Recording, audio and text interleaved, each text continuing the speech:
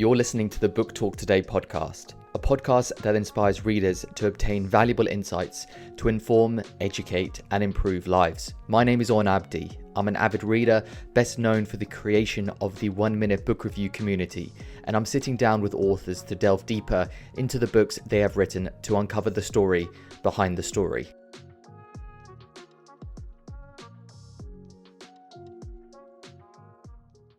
Hello, listeners, and welcome to another episode of the Book Talk Today podcast. Today's episode is with Bianca Nogrady on climate change. Bianca and I had a great conversation. Bianca was very passionate about climate change, and you can tell she cares deeply about the subject. We talked about the political implications of climate change and how there are still climate change deniers out there. Even though the evidence is present, they still want to deny climate change due to their special interests. We also talked about the technology behind climate change, some of the great revolutionary work that's going on with startups in particular around climate change and what this means for the fight against climate change. I hope you enjoy it. Hello, everyone, and welcome to episode 21 of the Book Talk Today podcast. Today, we are joined by Bianca Nogrady. Bianca is a freelance science journalist and author. She has written for outlets including Nature, The Atlantic, Wired UK, and The Guardian, to name a few. She is also founding president of the Science Journalists Association of Australia. And today, we will be discussing her book, Climate Change, How We Can Get to Carbon Zero. Bianca, it's a pleasure to have you on. Thanks very much, On. So when I was reading your book, these Wired series, I think, are great introductions into complex topics. I think it would be a great place to start to ask how you came about writing this book and why you think this conversation of topic is so important. Well, it's funny because when Wired first got in touch with me, they kind of came at this with the brief of how do we fix climate change in 25,000 words, which there was the part of my brain that wants to keep me sane said, yeah, that's going to be a little complicated. So we kind of looked at how we might be able to frame this in such a way as to make it a little bit more bite-sized, and came up with the idea of carbon as a kind of a proxy for, I guess, the damage that is being done and the thing that we need to fix. It doesn't address everything, obviously. It doesn't address some pretty massive issues like inequality, like loss of biodiversity, like pollution, food and water security. But it's a useful marker for, I guess, the biggest, scariest problem facing us, which is, a warming planet. So once we settled on that, it was really a case of trying to, I guess, trace carbon through our lives. And when I say carbon, I guess that's really, carbon dioxide as a greenhouse gas emission.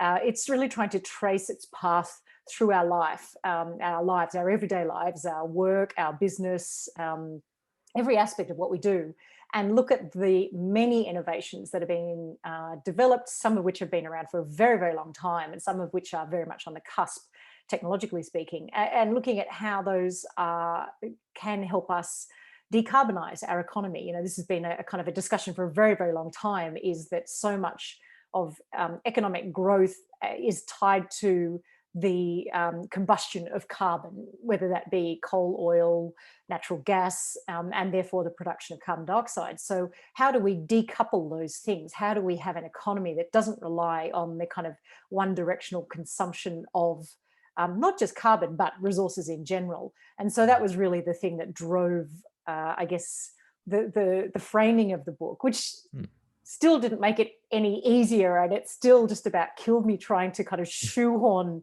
the proverbial elephant into, I'd like to say a mini, but really it was a matchbox car.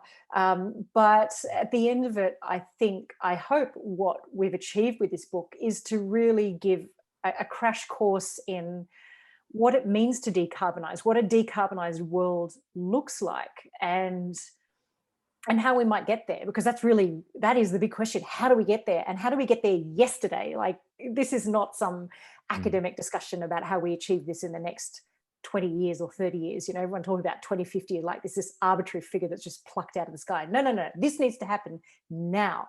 So there was a sense of trying to convey the urgency of the situation as well. Yeah, the urgency definitely came along, and there's also an element of why hasn't this happened already? That was an element of the book. Yeah, and that's the one thing one of many things that I don't have an answer for. I was actually just talking the other day with a bunch of people who work in the kind of energy sector, who work on trying to help companies to move to, low carbon electricity. And even they don't have an answer as to why this hasn't happened now. And they're working in the energy sector, which, is kind of one of the easiest to decarbonize. So, it is a really tough question. Why hasn't this happened? And I don't know the answer. All I can come up with, I guess, is political intransigence. The fact that the powers that are working against decarbonisation have incredibly deep pockets, and those deep pockets buy a lot of political power. And so, really, what we're seeing is the kind of the last white-knuckled grip of the fossil fuel industry on the economies around the world and on society. And they've done very, very well out of the Industrial Revolution and the carbonization of economic growth. And so naturally that amount of power does not go quietly into the good night. And so I feel that that's really the reluctance that we're seeing, because the innovation that it's extraordinary. This book was such a positive experience, seeing the incredible diversity of innovations that have existed for quite a long time to enable us to achieve this decarbonisation. It's really just getting things out of the way, in some ways getting governments out of the way so that these things can actually take root and grow and upscale. That seems to be the trade-off at the moment, especially in sort of Western countries, is a trade-off between economic development or environmental concern.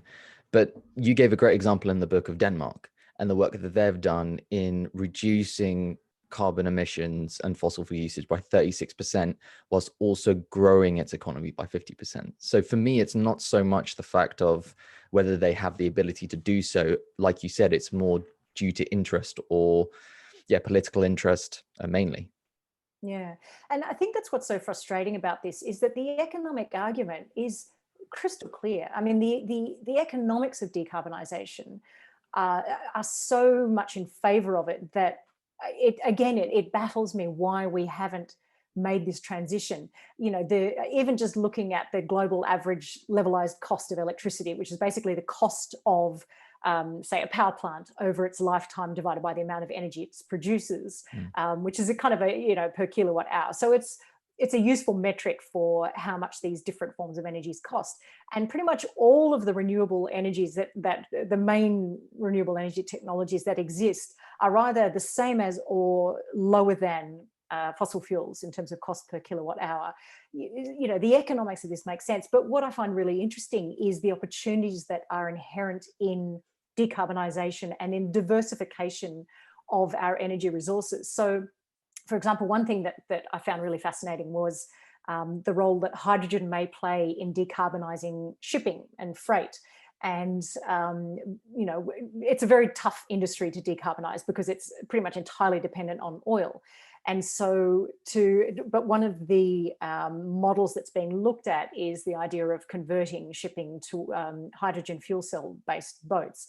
And this has a number of advantages just in terms of the actual building of a boat, is that, hydrogen fuel cells are modular. So you can just pack these all around the boat. You don't have to have a large central engine and a large central storage of fuel. So, but what it would mean is that you would need to have countries and coastal locations throughout the world that were able to resupply ships with liquid hydrogen. So you look at a country like Dubai, which at the moment has kind of positioned itself as, I guess, an air hub. It's a thoroughfare for so much air travel. And that's, a significant contributor to the Dubai economy. But, Dubai has coastline, it has a lot of sun, it has waves. So, what if Dubai was able to reposition itself as a hydrogen refueling station for so many of these ships? Similarly, Australia, I mean, we have an abundance of natural renewable energy sources, wind, wave, sun.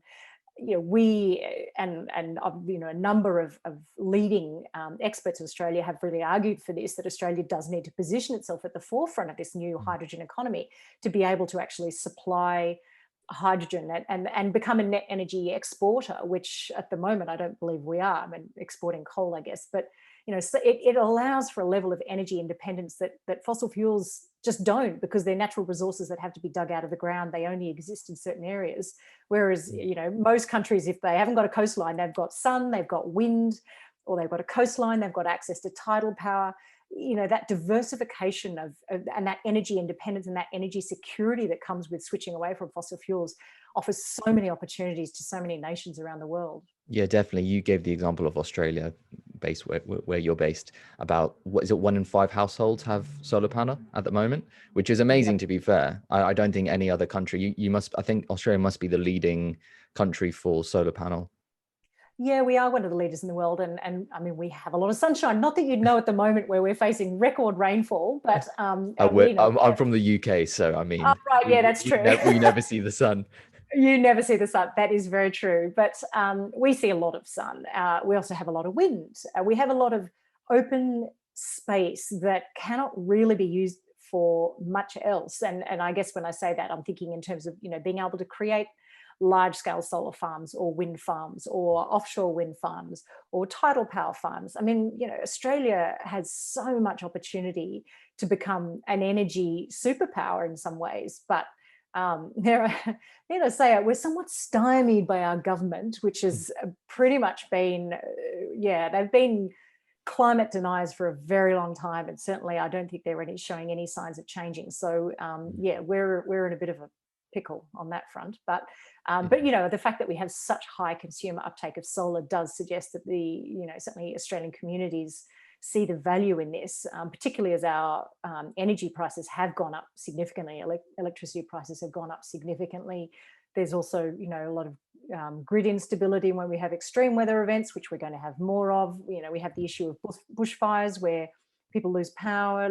We've got a lot of, the grid is enormous. It stretches across, some towns are thousands of kilometers away from anything else.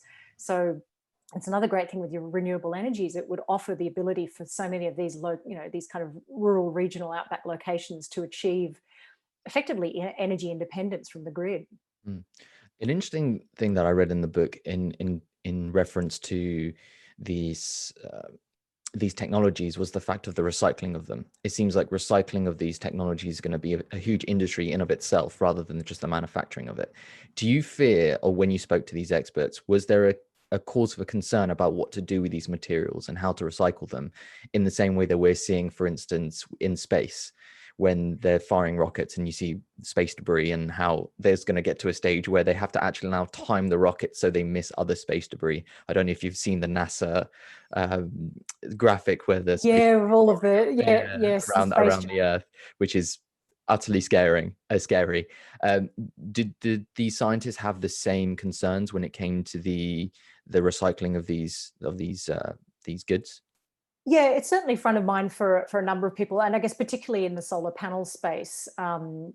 So Dr. Michelle McCann, who is a solar photovoltaic expert, who's actually based in Canberra here in Australia, she's held the world record for the most efficient solar panel twice in her life, which is quite an achievement. She said that the recycling of these is going to be a big issue, because the industry has just boomed. I mean, when it started, all the none of the silicon mining companies were particularly interested in supplying solar panels, because all the money was in computers, was in software, hardware, I should say. Whereas obviously now the tables have turned. But and this is where we run into the limitations of focusing on carbon, is that yes, solar panels and wind turbines and all of these renewable energy technologies get us away from carbon in terms of generating electricity, but we have to be very careful that we don't just swap one set of problems for another. We don't want to be in a situation where we are faced with a shortage of silicon, for example, which is not likely, seeing as it's, I think, the second or first most abundant element on Earth. But there is an environmental cost associated with the mining of, with the processing of, the purification of. And the thing with solar panels is that the silicon that's used in solar panels is of an incredibly high quality. And I think it was described as, the sort of purity of silicon that we use in solar panels is like using a racehorse to go down to the end of the driveway and collect the mail. But when these panels reach the end of their life, they're discarded. So we're losing all of those resources. We're just chucking them out. And so, where I guess carbon, it's not necessarily relevant, but it also is that we we have to also transition, while we're decarbonizing, we have to transition to a closed loop with all of our resources. That there should be no open-ended abandonment of any resource. I think there is a lot of work going on in this space to work out, well, how do we reclaim all of the materials that we use in solar panels, but also, more importantly, how do we design solar panels to make it easy for us to reclaim those materials, so we don't have to dig them out of the ground. I mean, wind turbines are kind of easier because they're just a whole lot of metal. But solar panels, you've got a lot of different components that are quite kind of intricately woven together, and so separating those out is complex. But I firmly believe we will achieve that, because it will come to a point where the economics of recycling are much more favorable than the economics of digging those materials out of the ground in the first place. I thought an interesting take on the wind turbine one in particular was the fact that they actually want to move them offshore but onto platforms. Is that correct? I'd never heard that before. Yeah, so there's onshore wind and offshore wind. The advantage, I guess, with offshore wind is you're not necessarily taking up space that might otherwise be used, for example, by buildings or humans or agriculture. And particularly in Europe, where space is at a premium, then that has a lot of advantages. Also, when you start to move offshore, you can actually, there's more wind. So, for example, the North Sea is a real hotspot for developing offshore wind. And I think Denmark has actually signed an agreement with a number of other European nations to develop some massive offshore wind turbine islands, I guess. So there's advantages of that. The floating, because the further offshore you go, the deeper the water. So then you start to come into some fairly massive engineering challenges. But then again, we have run offshore oil platforms for quite a long time. So these challenges are surmountable, but that's where the floating offshore wind platforms could be useful.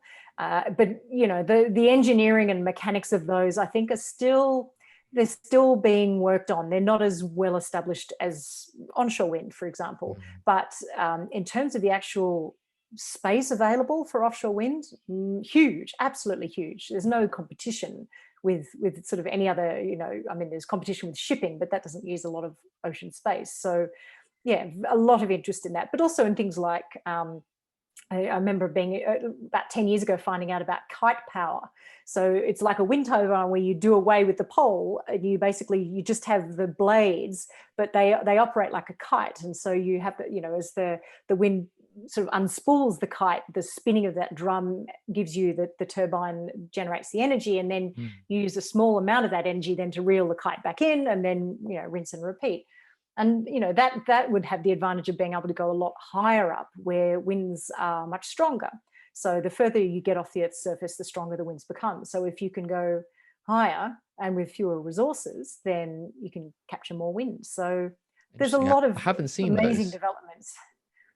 I haven't seen that technology. Where are they using that anywhere, or is that more? No, I think there's companies that are looking at it, and there's variations on it. So when I looked at this, it was actually about 10 years ago. The company that I was looking at then, I was writing about then, has since gone bust. So it's obviously a very tricky space to be in, but there are various models. I think there was one I looked at that resembles a glider rather than a kite. It looks a bit like a glider plane.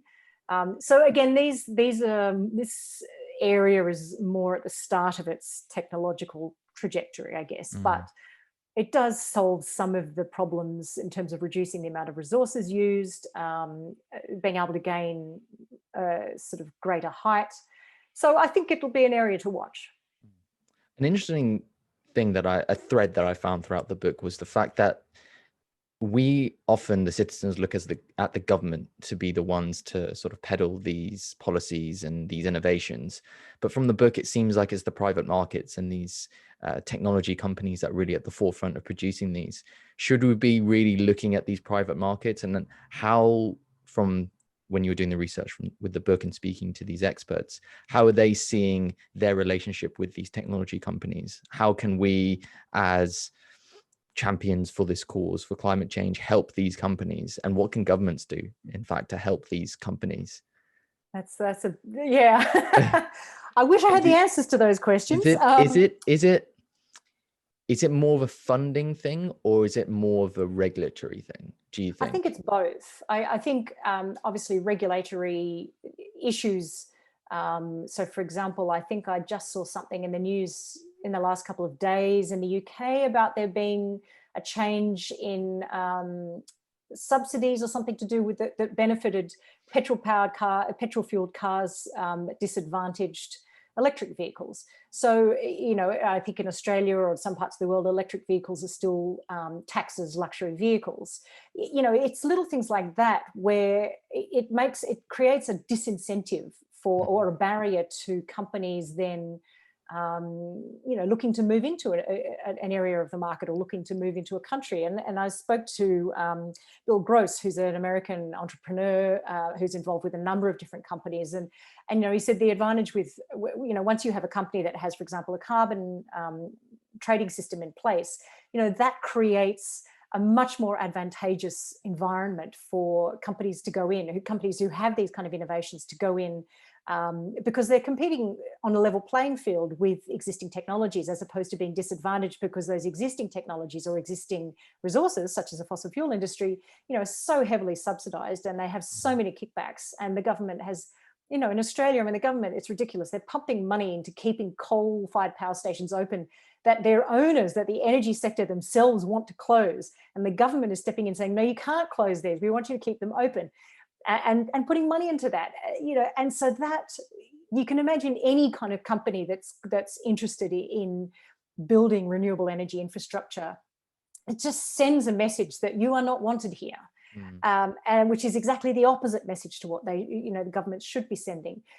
So the renewable sector and I guess the kind of low carbon, zero carbon sector, they're not looking for handouts. I mean, they're looking to make a profit, and it's very difficult to do that when the odds are stacked against them and when all of the signals that are coming from government and coming from the regulation say to them, no, we're not really interested in what you're selling, and that's incredibly frustrating to see that play out. In the parts of the world where governments are actually sending those signals, we do see those shifts. And I think, what's interesting, and again, talking in Australia, because I live here, the state governments, we have, state governments which are by and large independent from the federal government. And so a lot of the state governments have really pulled out all stops and for example, in South Australia, they built what was at the time the biggest lithium-ion battery in the Southern Hemisphere to help supply all of the government facilities with renewable energy. They were investing in one of the largest solar thermal plants in the Southern Hemisphere. Well, Tasmania, the state of Tasmania, has just gone fully 100% renewable, as has the Australian Capital Territory. So a lot of the states in Australia are sending those signals, but it's still very challenging at a federal government level because we have completely the opposite signals coming. And so, that makes for a really, I guess, risky business enterprise. Whereas I think there are other parts of the world, and I actually don't know what those parts of the world are, that are doing it well. But I suspect, the Scandinavians, as they seem to do everything well, are probably doing that pretty well. I imagine Denmark has probably created a very favorable environment for the renewable energy, zero carbon, low carbon sector. And they're reaping the rewards of that. It seems like Europe is more of a hub for these types of technologies, or these less restrictions or more opportunities for them to do so. Because I know Elon Musk was finding difficulties, especially with the regulatory framework in the US. And I've heard him say that there should be like a levy on these. His argument was to say is that the market always adapts to price. That's what governs the market's price. So if you place a levy on them, for instance, whether it be tobacco or sugar, people are going to find alternative means of pleasure, or they're going to find an alternative for it because the price is spiked. Do you think that a levy, I know in the book you talked about when it comes to transport and planes, not incentivizing people through air miles, in fact placing a levy on air miles because it disincentivizes people, because it seems like it's an incentive issue? Well, I mean, I think the ultimate incentive is a price on carbon, and that was, Nicholas Stern, who was the author of the Stern Review, which I guess was one of the really big reports on climate change and the cost of climate change. I mean, he described climate change as the greatest market failure the world has ever seen.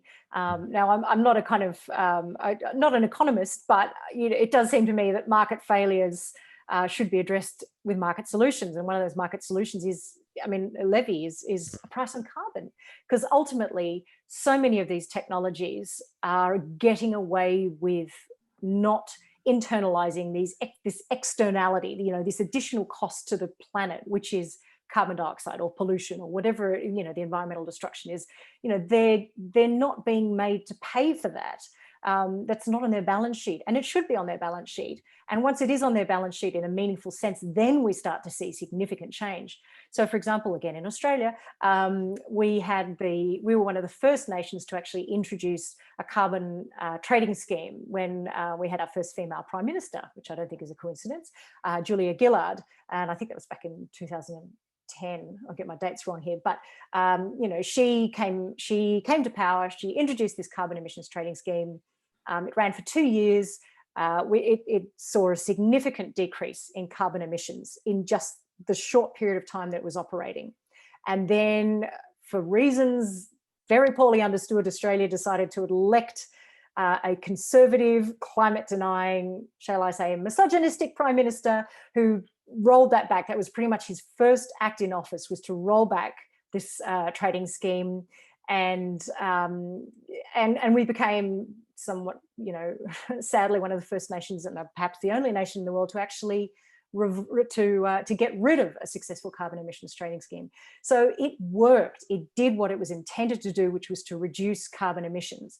And I mean, there's something like 60 something, I think 64 emissions trading schemes in various forms that are operating around the world at the kind of country or region level. There's something like 1,600 carbon trading schemes operating within companies. So companies like Microsoft, their different departments are a little bit like, countries within this scheme, that they actually have to account for their carbon emissions and basically trade them. And the evidence is that even though the prices that so many of these trading schemes have put on carbon are woefully low, they're still working. They're still doing what they're intended to do. So a levy is just basically another word for putting a price on carbon. And I think Nicholas Stern and Joseph Stiglitz actually estimated that to really get meaningful change, to drive meaningful market action, that we'd need to have a price on carbon of about US $40 to $80 by 2020, so last year. And then I think it was sort of $50 to $100 by 2030. But I think the vast majority of emissions trading schemes around the world, the price is less than US $10 per tonne. So, we're kind of doing what we should be doing, but we're not doing it nearly intensively enough. And I think when we do start to see that price, then that's going to trickle down onto so many things. And that will actually tip the economic balance quite rightly back to balance, to actually accounting for this massive externality, which is carbon dioxide or greenhouse gas emissions. And until we do that, there's no incentive for the fossil fuel industry, or there's no, I guess, disincentive against fossil fuels. It's still business as usual for them. I'm afraid human nature comes into this, I feel, because it's one of those things where unless something is, for instance, an island goes underwater, or you have bushfires, particularly in Australia, I know that's a common thing. And then obviously in the US, especially this year, there's been a lot in California, but also in I think in Washington State as well, near Portland as well. I think they've been having forest fires, which obviously they don't tend to have that much up there. So I feel like it's one of those things where when it gets really, really bad is when a lot of change is made. And we had James Temperton, who wrote the book on the future of healthcare and he wrote as part of the Wired series. And he was saying about with the COVID epidemic. And he was saying that with that, it was amazing how quickly countries and health bodies came together to produce this vaccine. Whereas if there wasn't this rush to do so, that wouldn't have happened that quickly. So do you fear that a lot of these politicians or regulatory bodies are just waiting for something catastrophic to happen to then eventually do something? Well, yes, but the irony is that catastrophic is already happening. I mean, from where I stand now is about 20 meters away from where the 2019-2020 bushfires burned in Australia. So the bottom half of our block was burned. I mean, those bushfires, the economic cost of those bushfires to Australia was huge. You know, the health cost of those fires, it's been absolute gargantuan, and yet we still have no change. And you know, we are the proverbial frog in a slowly heating bottle, sort of pot of water. But I mean, funnily enough, COVID did actually give, and a lot of the people that I spoke to said this, that COVID did give them a glimmer of hope, more so than they'd had before the pandemic, because they did see, I mean, we saw humanity change its behavior drastically. I mean, you know, we didn't leave the house for however many months, and you know, so many of us changed so many aspects of our day-to-day lives in a way that we've never really done before, or certainly in modern history. And you know, if we can do that to benefit our communities, which is essentially what so much of that action was, then why can't we do that for climate change? And again, I think part of the difference was that, you know, this was, you know, masks were mandated by government, public health interventions were mandated by government. They were enforced, for example, in Australia by quite heavy policing. But we can do this. And I think the frustration is the longer we leave it, the worse this gets. I mean, as it stands, we've achieved, dubious achievement, nearly a degree or just over a degree of temperature increase. So we have nudged the planetary thermostat up by 1 degree. And all of the Paris agreements are pretty much kind of pegged at trying to keep that rise below 2 degrees.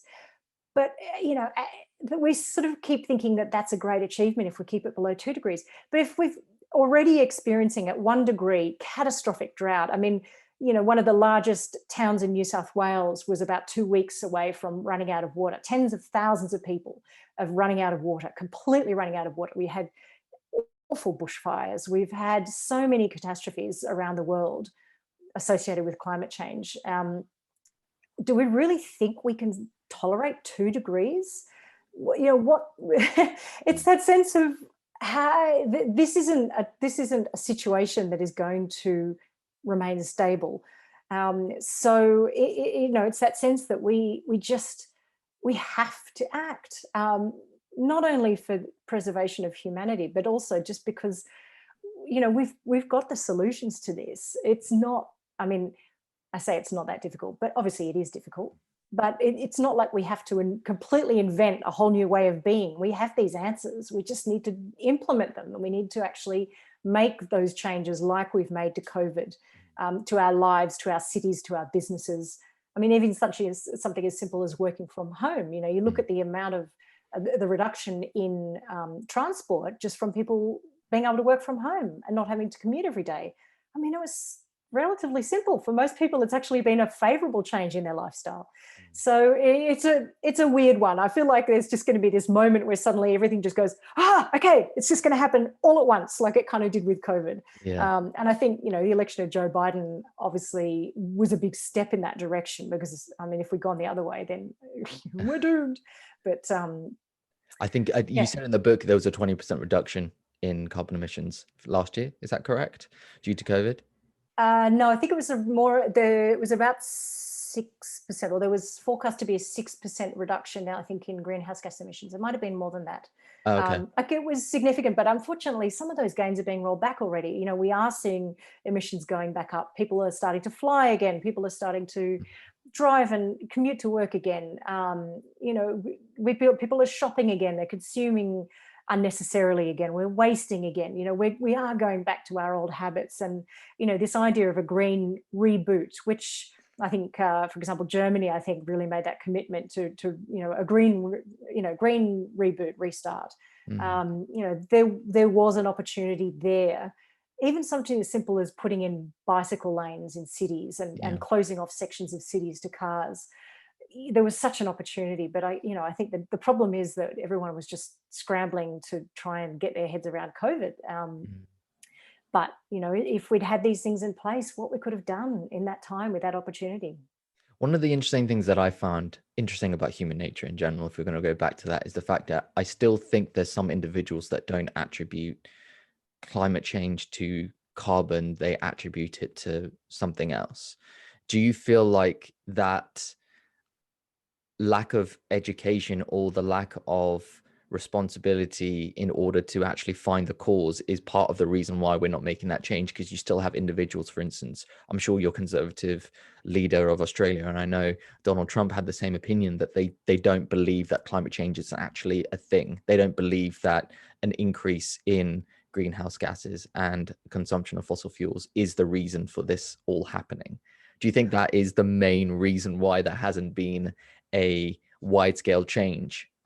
Oh, see, I actually think they do. They do accept the science. They know that this is happening. I mean, you'd have to be a complete and utter idiot to not look at the data and realize what the heck is going on. I really believe these men and women are not stupid, but what they are is compromised. They're compromised by vested interests. They're compromised by political funding. They're compromised by pressure tactics from industries that stand to lose a lot from this transition, and not just industries, more individuals, because I mean, like I keep saying, there's so much opportunity inherent in this transition. Reskilling workers. This is a conversation that just that kind of it's called a just transition. Why aren't we providing the opportunities for individuals working in these polluting industries to transition to working in renewables, working in energy efficiency? There's so much opportunity to retrain these workforces, and none of that's happening. So understandably, the individuals working in those industries have concern about their future. They don't know what their jobs will be if the coal industry shuts down, or if this coal-fired plant shuts down, or if like China stops buying Australian coal, which it is doing. It's an ideological war, and there is not it's this idea that if we just show them the evidence that they'll be convinced. That's a long dead. It's a dead idea with climate change deniers. They're deniers. The reason they're called climate change deniers is because they're denying the evidence. This is not that they don't know the evidence. They're not climate ignorance. They're climate deniers. And they're doing that because their identity is built on, or their funding is built on this notion that it's not happening. And I guess I've been fortunate enough to not encounter some straight up climate deniers, because I think I just wouldn't be able to talk to them, because there's just no common ground with someone who believes that this is a vast conspiracy that somehow involves 99% of climate scientists, that involves massive institutions like in Australia, the Bureau of Meteorology and NASA and the NOAA in the US. I mean, I find it baffling, and it's a religion for them, and it's a sense that they believe in this either for political reasons. It's expedient for them to believe in this. They believe in this because it's financially profitable for them to believe in this, and they will deny the evidence as long as it keeps ticking that box or scratching that itch. So they just want to feel like they're anti-establishment. Part of me feels like. Yeah, I mean, I think there are conspiracy theorists, but I think they're pretty thin on the ground these days with climate change, just because. I mean, look out a window, for God's sake, read a weather report, read the news. But in terms of political intransigence, I think so much of that comes down to the influence of vested interests and where the money is. But it seems like there's so many countries, and we're going to go back to Europe, because I think we were talking about how Germany is doing a green reboot where they're doing sort of cities, redoing cities. I know Amsterdam has been championing this sort of low emissions with their bicycle lanes. And when I went to Copenhagen in Denmark, you have bikes available sort of every corner, and you can go and use them and travel around the city, and it's very safe, and there's not that many cars around. I know in the book you talk about mobility as a system, or the mass system. Should more cities when you were speaking to these experts employ this? Because I feel like that's the merge between the individual and the institution. I think a lot of our conversation has been, what can companies do? But then what can individuals do? And I think individuals need to become more responsible about how they travel, not only, for instance, when they go, for instance, on holidays and how they travel, but also their day-to-day travel. Because I look at, for instance, the use of a car, and I might drive to work, whatever, and that car is sitting there for 9 hours and is doing absolutely nothing. And if everyone in the country is doing that, it just seems like logically speaking, it is a terrible use of an asset if you look from a financial point of view. So do you think adopting these systems is the way forward, not only from an economic point of view, but also from a resource intensive point of view? Absolutely. So the International Transport Federation calculated that if you had a highly efficient, I guess it's kind of almost like crowd sharing form of transport within cities, you could basically achieve this no disruption to people's ability to get around with just 3% of the cars on the road. So 3% of the cars, you get rid of 97% of cars, and you still are able to get people to where they need to go when they need to get there. So this idea of mobility as a service is part of this kind of broader movement towards the service, not the product. That we're not selling product so much now. We're selling the thing that product provides. So we're selling mobility. We're selling heat. We're selling light. And really, the transport system is so beautifully kind of conducive to that, because we have, at the big level, obviously you have, planes and boats, which are less relevant, but at a city level, you have public transport systems, you've got scooters, you've got cars, you've got bikes, taxis, Ubers, or the equivalent car sharing. If all of that was integrated into one app, and if you needed to get from here to there, then you use this app. You can make use of it. There might be a bicycle sort of storage area down on the corner of your street. You use that to get to the public transport hub, which then takes you to here to there. But and there's a lot of appeal in that, because for one thing, the amount of pollution reduction. I mean, that was one other benefit from COVID, was people had clear air. The actual health benefits of that are staggeringly high. I mean, I know it came at a massive cost in terms of people dying from COVID-19, but there were a lot of lives that were saved simply on the fact that we had less air pollution, because there was fewer cars on the road and less freight. So back to this MaaS, mobility as a service. I think there's one city, and I can't actually remember which one it is in Europe now, that has implemented an app like this. And it makes it it just integrates everything. So instead of having to kind of book your bike or book your scooter or your moped or whatever through one company, and then work out what train do I need to catch to get from here to there, and then what bus from here to there, it's all one seamless system. And the advantage of that obviously is you have far, far fewer cars on the road. You're not driving, you've got time, you can sit. I mean, I don't commute because I work from home for the most part, but when I'm on the train, I get stuff done. I work on the train, and it's that just making things so much easier, which also then requires investment in that transport infrastructure. And again, this is another area where it does come back to governments and to state and kind of national governments to actually invest in the public transport infrastructure that would be needed to realize that. And it's funny you sort of talk about what the individuals can do, and paraphrase the usual suspect, which is the greatest trick the fossil fuel industry ever pulled, was convincing people that this was up to individuals to make a difference. Yes, it is. Yes, everyone should be making a difference, but the vast bulk of our emissions are beyond the control of individual people. Yes, we can choose to buy food that's made locally instead of shipped from overseas. Yes, we can eat less meat. Yes, we can put solar panels on our roofs, and we can buy an electric car. We can do all of these things, and those collectively make a massive difference.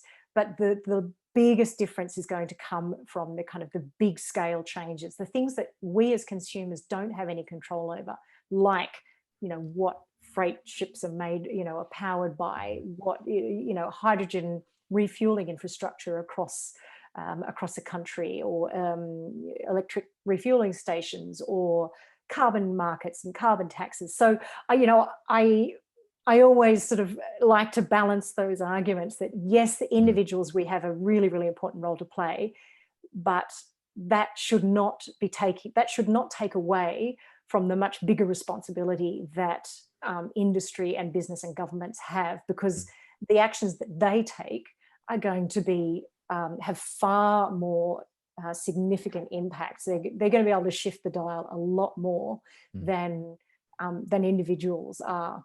So it's a balance, but that means, yes, there are so many things that we as individuals can do. Yes, we can use our cars less, we can walk more, we can cycle more, which can be difficult because our cities are set up for cars. And this is another thing where as individuals, we have no control over how our cities are designed.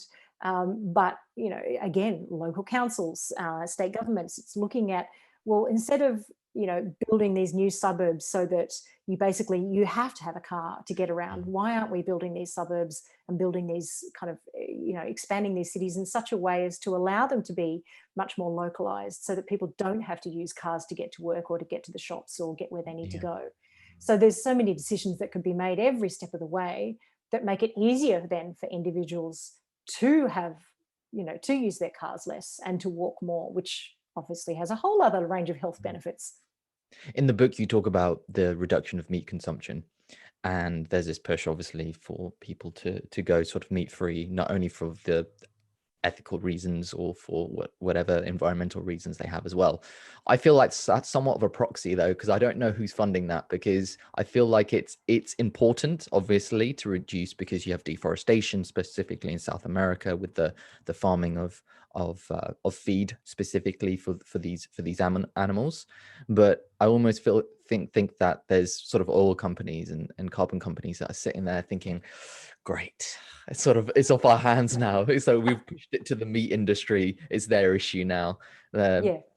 People are reducing that. So and look, diet is one of those areas where we do have a lot of control over what we eat, and so it is one of those areas that a lot of people are asking, well, how do I change my diet so that I can reduce my carbon footprint? There's been a lot of obviously a lot of coverage of that, and yes, you're right, at an individual level, an individual's contribution to having one meat-free meal a week is pretty small. But when you add that up across the population, yes, it does have an impact.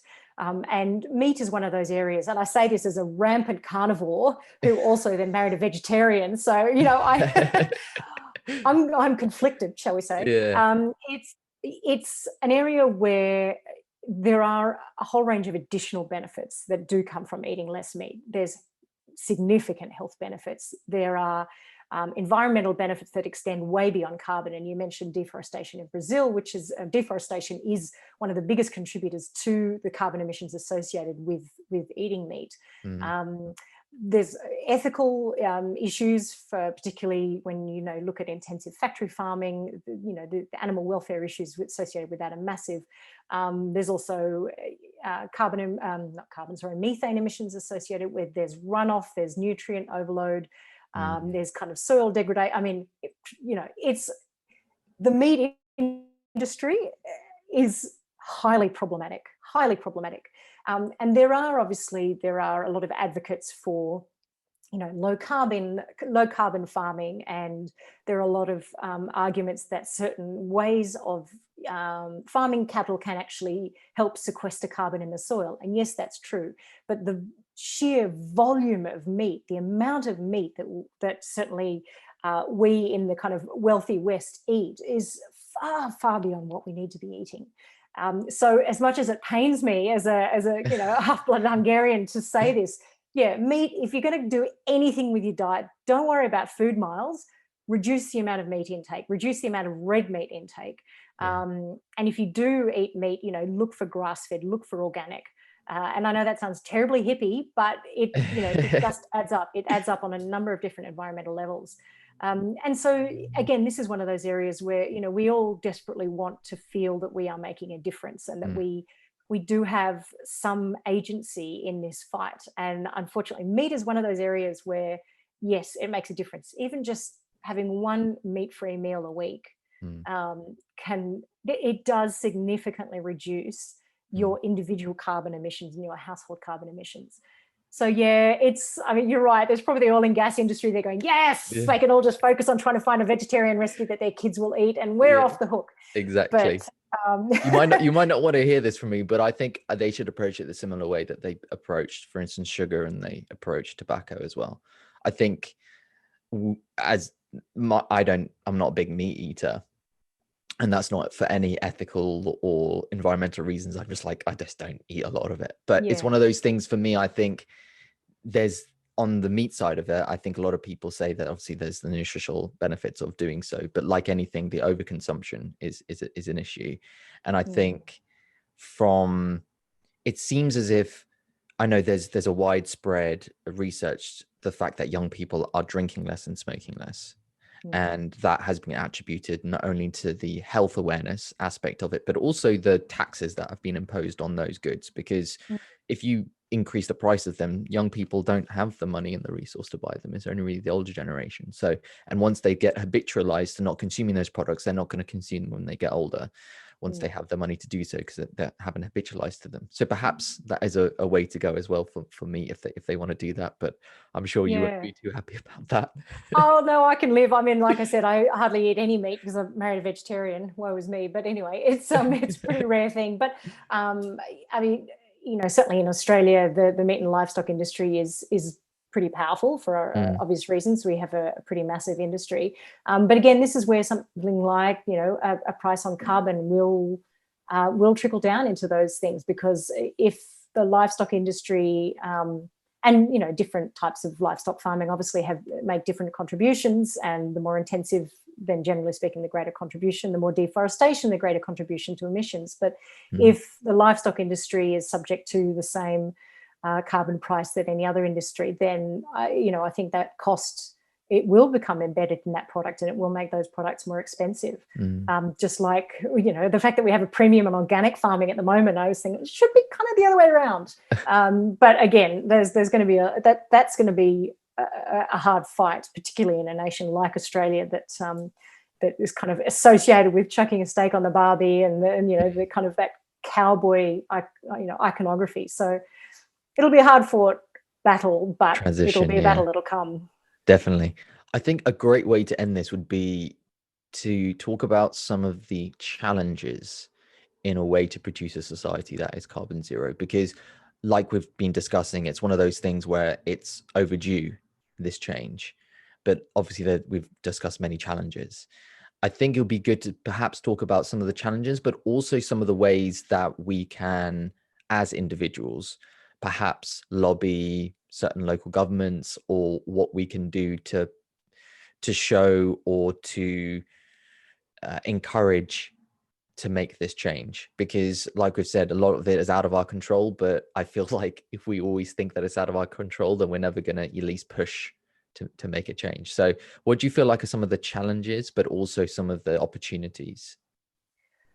Well, I mean, I see the biggest challenge has been governments, and obviously, I kind of thump on them pretty hard. But I particularly in Australia, and particularly over the last decade of Conservative governance in Australia, we've just seen the environmental situation has just got worse and worse, and there's been no meaningful action taken. And again, the private sector looks to government for those signals. And so if government's not sending those signals, it makes it a lot harder for the private sector then um, to make that decision to move forward with a renewable energy project, or to move forward with green buildings, or if there are no incentives in place, then why would they do it here? And if there are no incentives anywhere, why would they do it anywhere? So I think that's a challenge. I think also a challenge is that that there's a fear that that meaningful climate change action will mean the end of life as we know it in terms of our way of life. I think that's kind of underpinned a lot of resistance so far. And you see it, I occasionally get into fights on social media, which is so productive, with climate deniers. And you get these people saying, oh, so I guess you just want me riding a horse to work then, do you? And you just go, it just, no, like, why do you think that this has to be so, we're not going back to the Stone Age. This is not going to mean that suddenly we have to, only live by in daylight. It's, we're so much smarter than that. We have so many technologies and ways of doing things that even to the extent of, for example, in Australia, the Australian Indigenous people have long had a practice of cultural burning of the bush here. And that practice has been partly, and this is, I mean, they're the oldest continuous culture on earth. They've been here for tens of thousands, possibly hundreds of thousands of years. And that burning was a way of kind of tending to the bush, of, looking after it, but it also prevented really massive bushfires. And those massive bushfires release huge amounts of carbon. Whereas when you do smaller scale burning, you do cold burns, you have much smaller fires that kind of maintain the landscape. You don't have as much carbon released.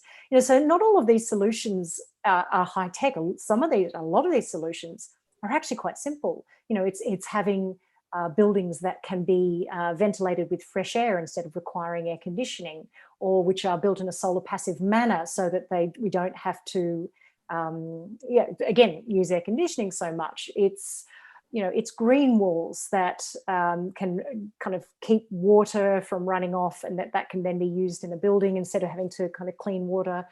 There are just a wealth of solutions that exist, but it's just happening too slowly. And I think part of the problem is so many of these things. If we were in this position 40 years ago or 30 years ago, we would have, there wouldn't be as much panic. It'd be like, okay, all right, we got this. Let's just move. Whereas, we've squandered 30 years or 40 years of dithering. And so whatever we do, we have to do it really, really fast. And so it will be this case where we will have pretty drastic shifts, I think, in certain aspects of life, like transportation. But in a way, kind of COVID has given us a crash course in that. It's like suddenly we can't fly. Okay, then we can't fly. Suddenly, Zoom is the company and everybody's doing meetings on Zoom. And it's like, that wasn't that hard. That really wasn't that hard.